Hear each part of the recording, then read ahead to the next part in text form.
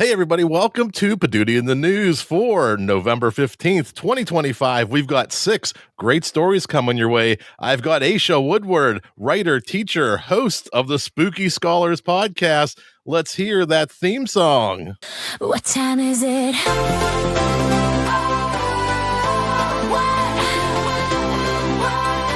What time is it?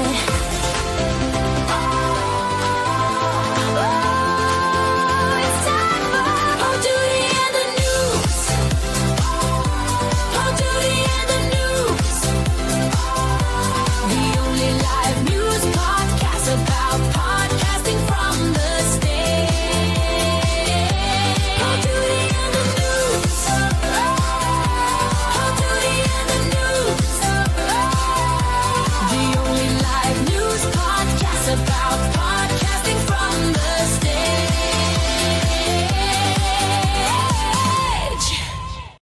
Well, the only live news podcast about podcasting from the stage. Ashe, welcome to the show. Oh, thank you so much for having me again. That intro is so catchy. I don't know how we get through the day without that in our heads all day long. It does play in my head all day long. I found myself putting the dishes away, That's and like the way great. that the forks land in the silverware tray, like it kicks off that beat in my head. It's like, Perfect.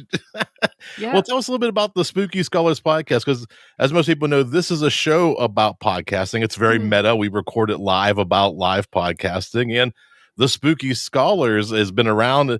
Tell us a little bit about the show and your love of podcasting, or how much you enjoy podcasting.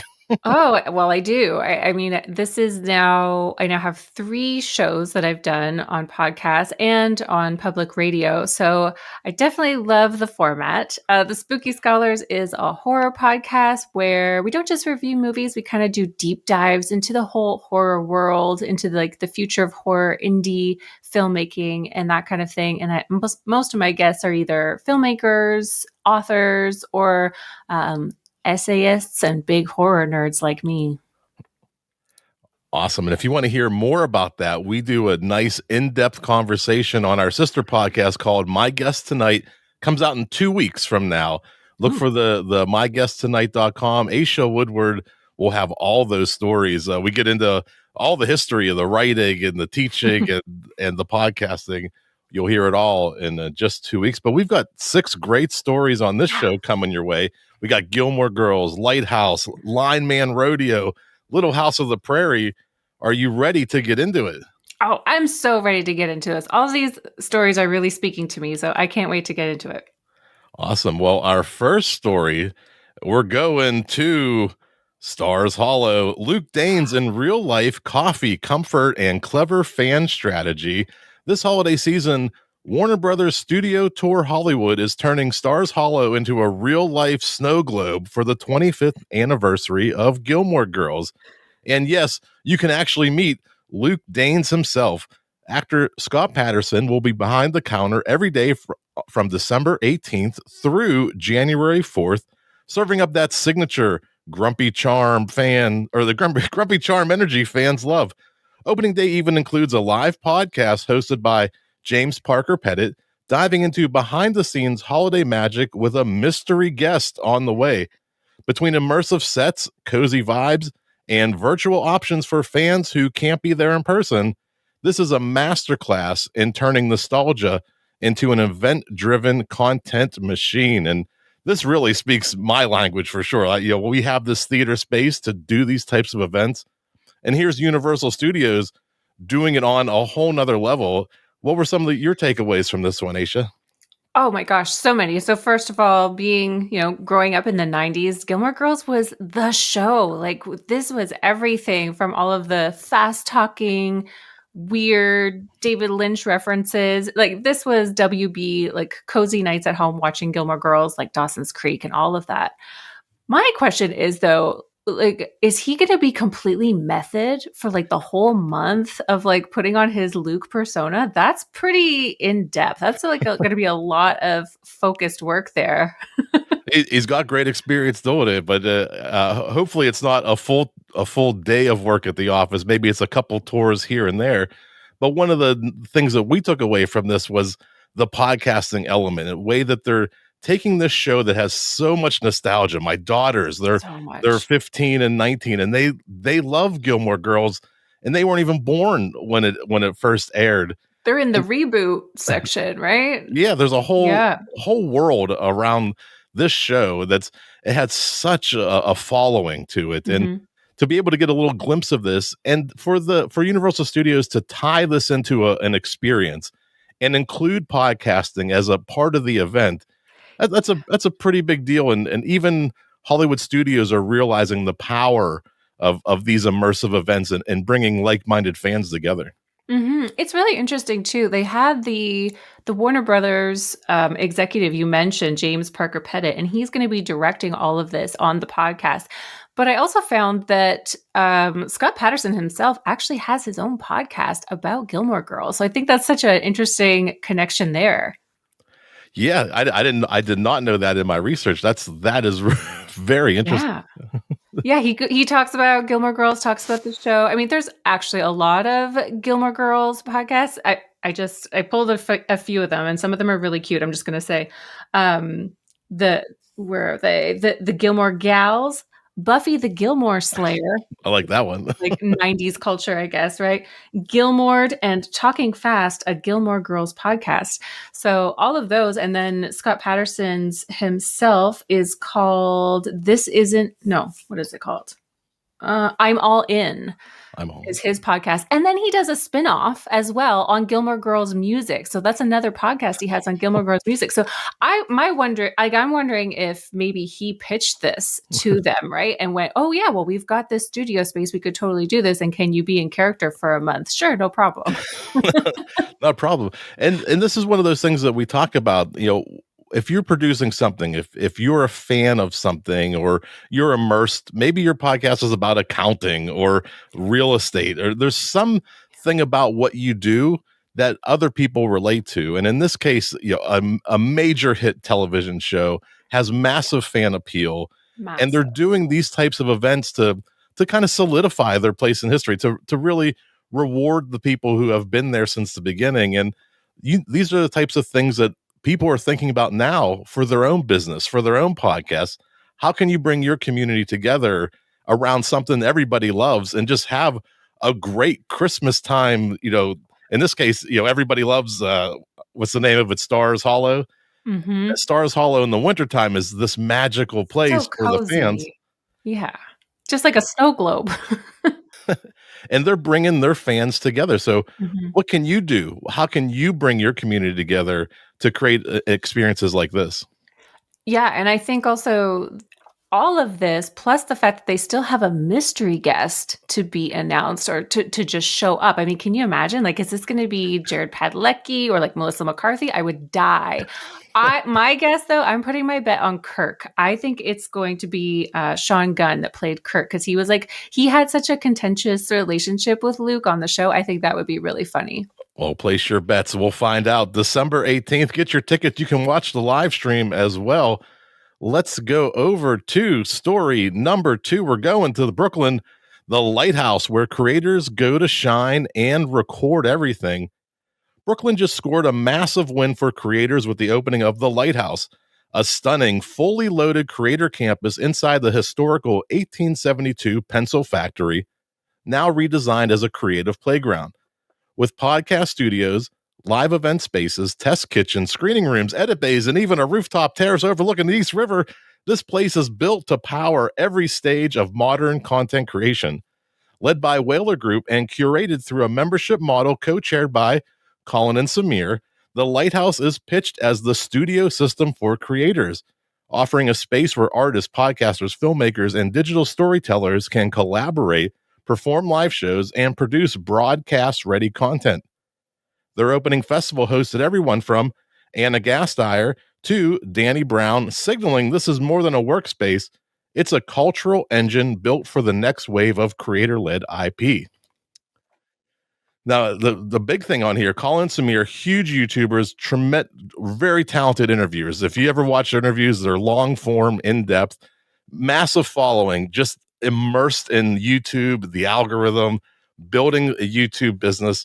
And this place isn't just for little not podcast studios in the corner. It isn't meeting rooms. They have social spaces. There's event spaces. So these creators also have this opportunity to have this common area to not only collaborate, but maybe even put on their own shows or their own events in one little space. So, not little space, this is a huge space. Yeah. What were some of your takeaways? Oh, yeah. I mean, all of that, as I'm reading and saying, okay, they've got the studio, the editing bay, all of this, it just keeps going. So when I was getting started, I was with TalkShoe, and TalkShoe had their own studios in Toronto in a place called Stacked Market. It was this pop-up studio, and that's what we used when I got started with That's So Morbid.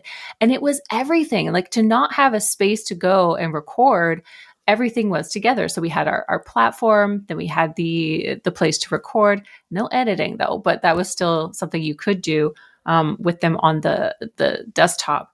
But having also, like you said, the community space additionally, and all of these other services, it just makes it so much easier for creators. And like you said, this is kind of like an elevated place, but I think that just means that more people are going to take their podcasts or be able to take their podcast to the next level. And especially for those who maybe just don't have the resources to do that, like a full podcast studio, or renting out the space is always a hassle. This is really like one and done. This is like a whole business model all in one. And I'm really jealous of Yeah. everyone in Brooklyn. When I heard of the rooftop terrace, I first thought like, oh, a summer evening, maybe a 1 year anniversary party of your podcast.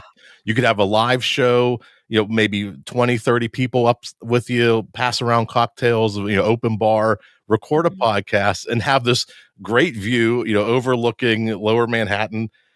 What a great space, and just a tremendous asset for the creators of Brooklyn. Yeah, such a good idea. I mean, we all know that we're on the verge of something, even though podcasting is, um, established. This is, like I said, I think this is taking things to the next level. I think we might see more of this happening, hopefully, around the States and Canada. Yeah, one of the things we preach here is you may not have a theater like we have here in Pittsburgh, or you may not have the lighthouse like they do in Brooklyn, but you have coffee shops, bars, restaurants, libraries that are looking for people to come in. They like customers to come into their coffee shop at even 2 or 3 in the afternoon on a Sunday during a slower time. That might be a time for you to test the waters, to do a live show somewhere, make some new connections, help a local business, and just have a little fun little festivity on a Saturday afternoon. Mm-hmm. No, definitely. Taking it live makes a complete difference. So having those places, keeping those places in mind, but then also having this one-stop shop, I think is everything. Yeah, mix and match, a little bit here, a little bit Yeah. there. If you don't have it, start thinking about how do we do this in our own community. Mm-hmm. Definitely. Here we go. We're going to story number 3. One of my favorites. I love stories that surprise me. And here's an industry I never thought would have podcasting, but this one comes to us from TD World. High voltage, higher entertainment. The Lineman Rodeo goes live. The Line Life podcast proved that any industry, yes, even power linemen, can turn their biggest annual event into a live podcast moment. Broadcasting straight from the 2025 International Lineman's Rodeo, the show captured competition highlights, opening ceremony energy, and real-time interviews from the field. With the event marking its largest turnout in over 40 years, the podcast doubled as both a celebration and a living time capsule of an industry gathering that rarely gets this kind of media spotlight. It's the perfect example of how niche communities can amplify their culture, honor their people, and reach new audiences simply by hitting record at their biggest event of the year. now, now this one, we had Maria Daniels on the show before. She's from Ohio. Her husband is a lineman, so I sent this show to her, or the story to her, and she said, "We've been there. We've been to the Lineman Rodeo." Oh So my gosh. it's such a small world, and this is one of those industries where I didn't expect them to have a podcast, and I didn't expect them to choose podcasting as a form of entertainment at their annual convention.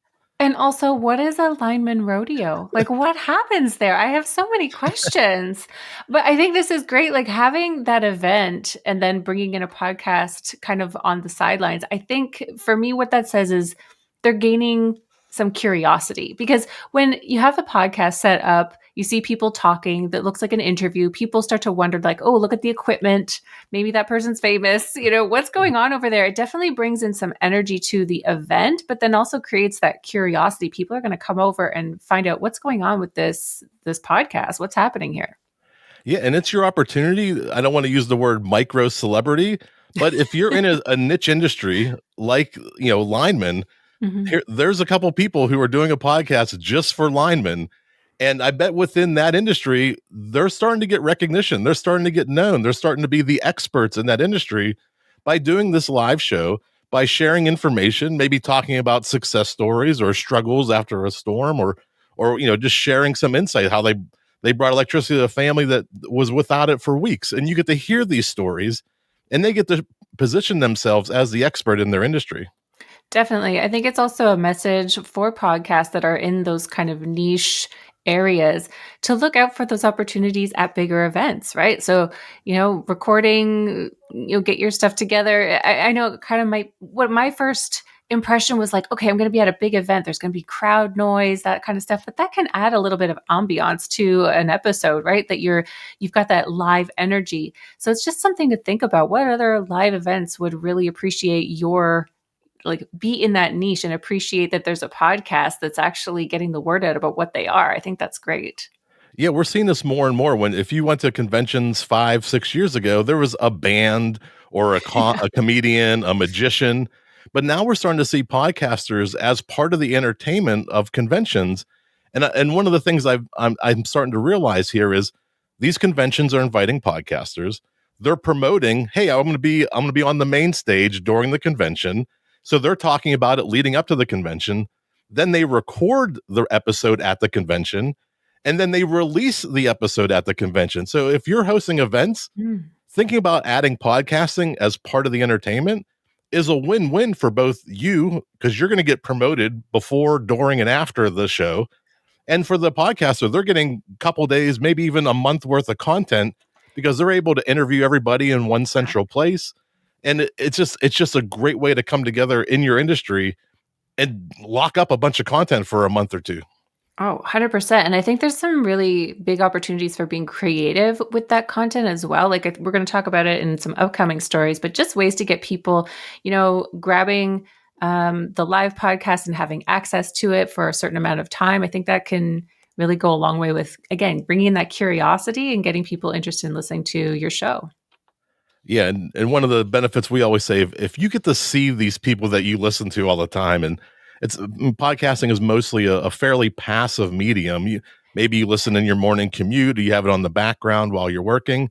But when you see them on the stage and all these things that you've been envisioning in your mind, and you get to see them in real life and see them think in the moment, how they respond to questions, how they treat people that ask them, how they treat one another, you get to see all that out in the open, and it makes for a much more immersive experience than imagining it, and how it goes down in your earbuds. For sure. Coming out from behind the microphone. Mhm. Let's go. We'll keep it moving along. We're going to the 50th anniversary of Little House on the Prairie. This comes to us from Broadway World. Prairie Power, turning 50 years of nostalgia into a live New York City podcast spectacle. The Little House on the Prairie fans are hitching their wagons to Manhattan as the Little House 50th anniversary podcast goes live at the Green Room 42 on November 22nd, 2025. Led by Allison Arngrim, the iconic Nellie Olson herself, along with Dean Butler and host Pamela Bob. The show promises backstage stories, music, comedy, and a whole lot of prairie mischief. It's a nostalgic fueled celebration mixing legacy talent with modern live podcasting, proving once again that longtime fandoms crave experiences that bring their favorite worlds back to life. And for fans who can't make the trip, the live stream lets them keep the magic for 30 days. This is what happens when a beloved TV classic evolves into an event-driven, interactive podcast experience. The past becomes present again, and the fans get to be part of the story. being part of Little House on the Prairie, I will take it. I mean, what a legacy. I'll admit too, for a minute when I saw 50 years, I was like, wow, 1955. No, 1975. Come on. It's like, I had to do it. I was like, wow, 50 years. That's a long time to still, again, have that legacy. And it's really interesting. So that's the part that we were saying, is that they're taking this and giving fans access, special access, like treating the real true fans to something unique here, I think, as well. Yeah, if you've watched the reruns, if you grew up watching Little House on the Prairie, it was such an iconic part of at least for me, for the 80s. Oh, and totally. and people, that was like such a part of culture, was Little House on the Prairie. Whether it was even before there were internet memes, there were like jokes that went through society, and there were things about Little House on the Prairie that were just ingrained in us, that we loved, and we always appreciated those moments. And sometimes we goofed about it and we laughed about it, but there was no escaping Little House on the Prairie in the 80s. It was part of almost everything. Oh, absolutely. And it's so funny you bring up jokes, because I was going to ask too. So Allison Arngrim, she's Nellie, you mentioned, and I just wonder if they chose her or if she signed up for this kind of event or something, because she's having a resurgence. There's a really popular video that circulates on TikTok of Little House on the Prairie and her pushing one of the other characters down the hill, and it was Uh, made famous by a couple of drag queens, by Trixie and Katya, and that they've got a big following on their podcast.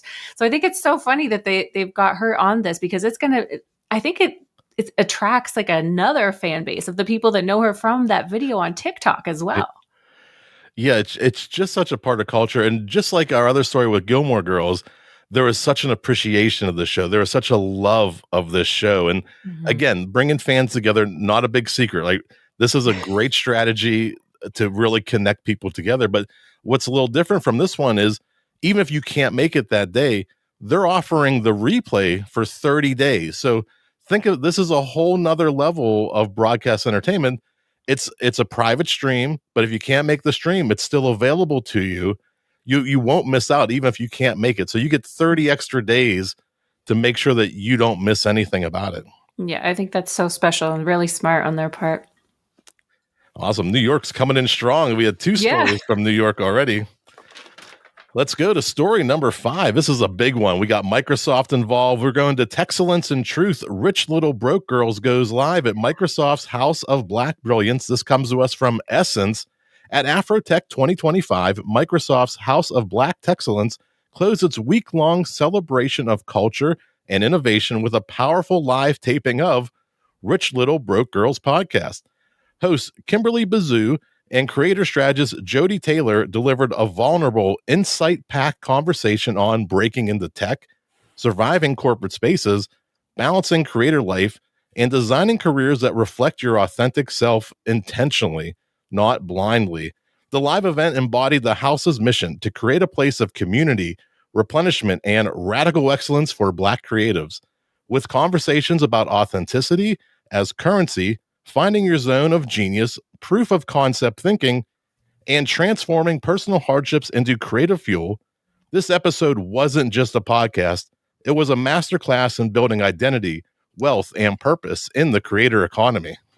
There's so much here. This event is brilliant, absolutely brilliant. From the way that the two women are actually friends. So when they're saying, a lot of the topic was authenticity, and they did these deep dives into their experiences with corporate culture and their struggles and like building their careers, having them be friends to begin with, I think opened up everything for being authentic, for that vulnerability, and gave the listener something unique. There was a unique focus to this event. It wasn't just a one-off episode. They definitely had a specific direction in mind. Yeah, this was top tier all around. One of the things that we do at our theater is look at some of the events that we're doing, the community that we're bringing together, like-minded people, people in the business community, people who are lifting each other. You often hear on many of the shows on my stage, the rising tide lifts all ship. And this was a master class in coming together, elevating. You're getting a giant sponsor like Microsoft supporting all of this. This is a win-win all around. I love this story from the moment I first saw it. Yeah, no, this is a big one. And it's a big thing for all podcasting, I think, getting those big sponsors. And it's also just setting the stage of having focused events. And, in the deeper article here, they're just going into talking about how tech and in the Black community, tech for the Black entrepreneurs, and setting a tone for culture going forward, I think is huge and just really exciting. Yeah, keep this coming up. Microsoft, tremendous sponsor, huge event. This was crazy. Check all the links in the show notes. There's this article that we're citing here has top 5 gems. So there's a whole great list of things to take from an event like this. And how can you apply these types of things? How can you bring creators in your area together? You don't have to have the Microsoft sponsors. You don't have to have a giant podcast, but Not yet. you can start with small meetups, small communities around what you love, around your interests. You can start building these types of events in your own community. Yeah, the sponsorship thing is key. That's interesting. Yeah, that's huge. Pull a Microsoft. Yeah. And this one was fun. I thought Asha and I have talked before some of our background and the music we shared, the movies we liked growing up. And this is one of those things I file under. This blew my mind that this happens in podcasting. And wait till you hear this story. I just loved it so much. And this is about secret social networks, how kids turn podcast comments into digital treehouses. And again, this isn't a live podcast story, but this is one of those outliers of podcasting that's happening. So in a plot twist only the internet could deliver, kids have started transforming the comment sections of random years-old podcast episodes into covert chat rooms, a workaround born from schools and politicians banning them from traditional social platforms. NPR's TED Radio Hour team noticed bursts of comments like, "You're so pretty," and inside jokes on 3-year-old episodes, revealing that students are using podcast comments as hidden third spaces where adults won't look. This mirrors a 2019 phenomenon of teens turning Google Docs into social networks by chatting in a document and resolving threads when teachers approached. As grown-ups keep looking down the digital spaces kids use to communicate, kids keep inventing new ones, proving both the creativity of young people and the futility of trying to ban their social lives out of existence. If anything, this shows how communication will always find a way, even if it means hiding inside an old NPR podcast. This one just cracked me up. I do remember the Google Docs, and that was a big thing where they would just start typing, and then if something got compromised, Control Alt Delete, the chat room is gone. And now they're doing this anonymously. They're finding old episodes on the internet and just starting a little chat room, leaving comments. Well, as a former teacher, I love this, but in the classroom, I mean, we knew it was happening, but I think this is genius. This is exactly what you said. Communication, nature will find a way. Prevent these kids from communicating with each other, and they're going to be creative. And I kind of love that. I kind of love that they figured this out. What it also, just to be clear, so when we, for example, in a classroom, take away their phones, still there are classrooms that do have like a laptop centric kind of classroom, right? So even without phones, now they go to those the desktop platforms, and what have you got? You've got podcasts, you've got like Spotify comments section, and it's just so funny that they found it in 3-year-old episodes. I mean, it's kind of great. It gives me like engagement on my podcast. I mean, come on, kids, come on over. I think it's wonderful. Yeah, if all of a sudden you see one of your episodes just pop, you're like, wow, that one's really hitting. It must resonate with people. Well, it also might be that, kids have found your show and they're using it as a chat room. I love it. It's just so creative. It's so rebellious. And, I think we should be grateful that, the kids are all right. They're finding a way to still communicate. Yeah, you can't get upset about creativity. And if you lay the rules down and they find a way around it, you got to kind of tip the hat and say, Yep. nice, well played. Yep. Well played. Exactly. Well, that story came to us from Tech Dirt, and all the stories and all of our sources are in the show notes. So make sure if you liked anything that you heard today, go back, read the articles that we're citing, give them a little support as well. This has been Poduty in the News for Saturday, November 15th. my special guest, Ashe Woodward. We didn't really say, how can people find you, connect with you, and reach out here, learn more about you? Oh, easy one. AsheWoodward.com. ASHE Woodward, how it sounds.com. It's all there. Oh, that was super easy. Super Yeah. quick. I'll wait to hear my plugs. Here we go. Always. We got Poduty shirts at the theater, $10, 4 sizes, or 4 colors, 5 sizes. Check them out while they last. We have hats coming in next week too. So Poduty hats and shirts. We've got some upcoming shows. The Pittsburgh Podcast Meetup, Saturday, December 6th. Join me in the theater at 6 p.m. I feed you pizza, drinks. I think even give ice. You get cold drinks as well. Then at 7, we live stream the show. We do 1 hour live where we're answering your most pressing podcast questions. We do that for the 60 minutes, and then we cut the feed and we go back to everybody in the theater for the final hour where we network, pass out business cards. We've even booked shows because of it. Guests made appearances on other shows while they're there. Improv class coming up Tuesday. Paul Mattingly, he's back again. Learn to podcast. I'm moving this to December. This will be the Learn to Podcast class with your buddy here, Old Jeffers. He'll be in December. Look for the change of the date, but I'm going back to the basics. So this is anything you've ever wanted to know about podcasting, but you didn't even know what to ask. So I'll be answering those types of questions. What is an MP3 file? How do I host a podcast? How do I distribute a podcast? We're going back to square one. We've got Anime on the Allegheny. They're back next week for episode number 2. I don't have the topic that they're talking about, but check it out. Episode 1 is on the event page. You can watch that for free now. If you want to, it's $10. There's a BYOB ticket. Come down, watch Anime on the Allegheny, 2nd episode. We have the Black Friday Comedy Showcase with Davin Magwood. We're going live the day after Thanksgiving. It's next 2 Fridays from now. No, next Friday. When's 2 Fridays from now?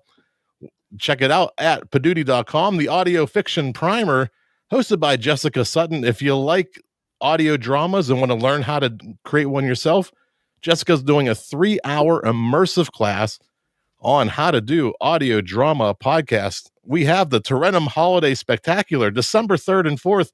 2 nights, I'm hosting an event. Every 10 minutes, we're going to bring a Tarentum business up to the stage. We're going to showcase their business, tell you their website, how to order, how to support them. We're going to do 12 businesses per night, December 3rd and 4th.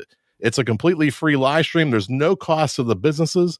We're looking for corporate sponsors and the Humorous Podcast. They're one of 2 shows we have booked into 2026 already. Check them out, PODUTY.com. This has been Poduty in the News. Just one question for you. What time is it?